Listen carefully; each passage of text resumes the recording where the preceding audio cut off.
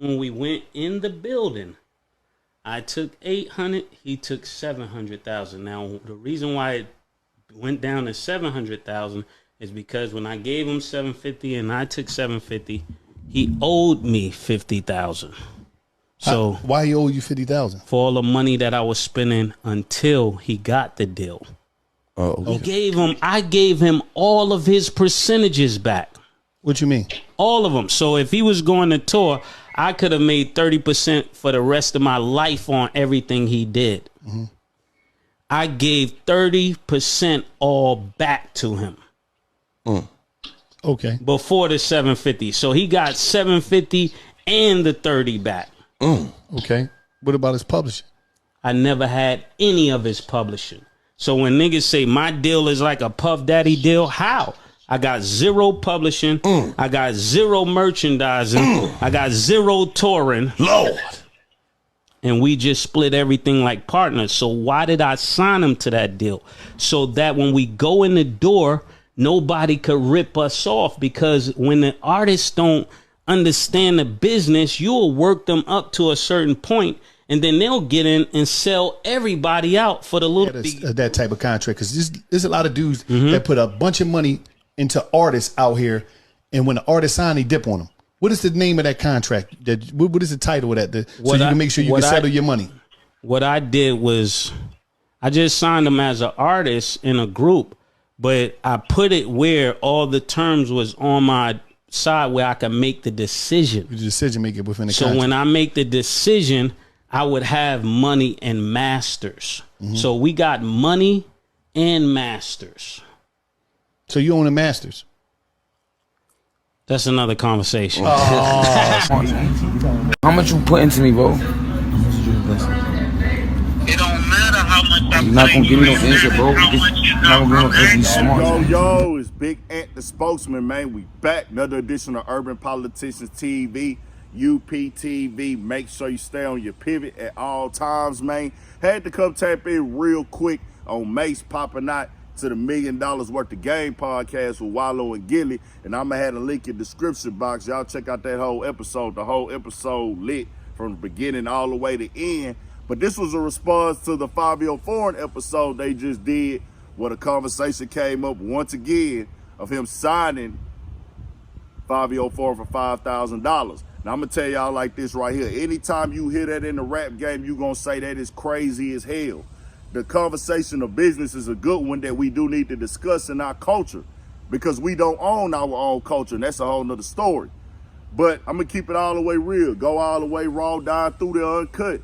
Mase signed Fivio foreign to a deal where he owned everything, all of his all. He said, hey, I gave these things back, but anytime you sign a nigga to something like that, it's gonna sound funny, especially when he got 5,000. Now this was a group check, but if you sign somebody to 5,000 and then you come up and you actually make 800K, niggas gonna be like, really? Now, y'all heard Fivio right there on the phone. Hey man, how much you put into me? Mase said that don't matter. Now, he is correct. That don't matter if you're talking paperwork business. Paperwork business, morals and ethics are completely two different things. I'm gonna tell y'all about business. Business is cutthroat. Paperwork is cutthroat. You got paperwork gangsters and paperwork thugs grabbing niggas by the nuts, nigga. Got niggas in the chokehold, beating their ass black and blue off of paperworks and terms that they agreed to. Ain't got to put a finger on you, but by law and paperwork, they got you by the balls, nigga. Pause. See, the code side, the brethren side, the brother side, the culture side, nigga, if you know you wasn't investing into me like that, you didn't believe in me like that, you ain't empty out your bank account with me, you wasn't on the road with me, you wasn't paying my bills, hey nigga, you wasn't really just throwing a lot of love my way, then it becomes a situation of, hey bro, you should not be getting a piece of that pie that I get in the long run. That's just how niggas gonna feel.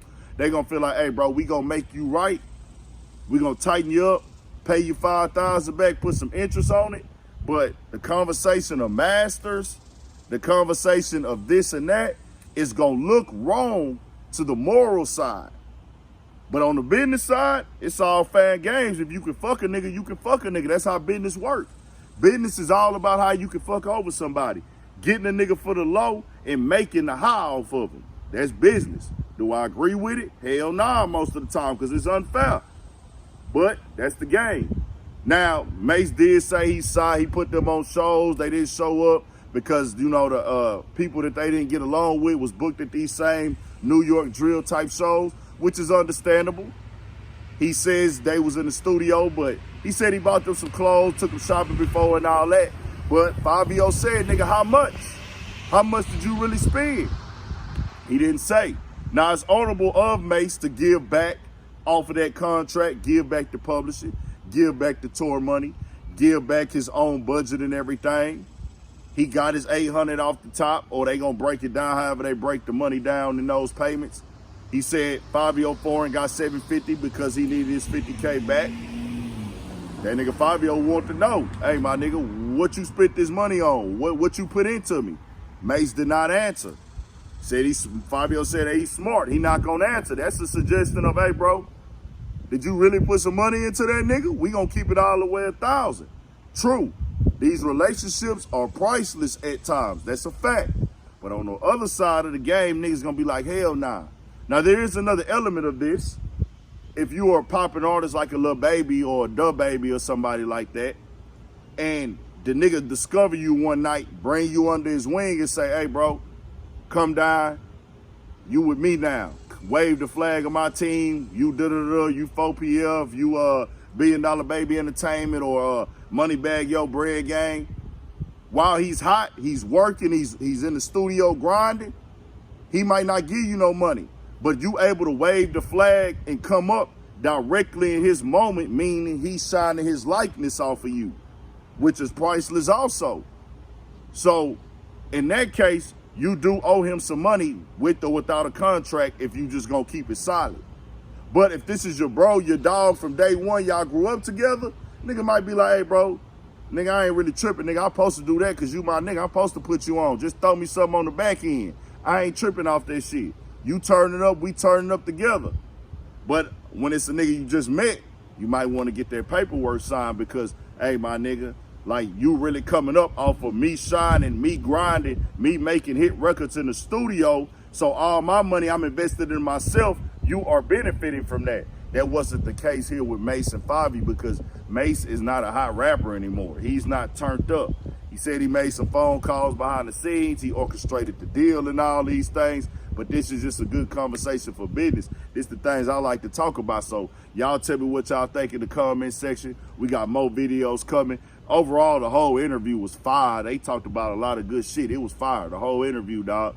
Like the history, all that. Good episode for sure by Wallo and Gille. We got more shit coming, more videos, all that, man. 1,000. Stay on your pivot for shit show. Tell me what y'all think.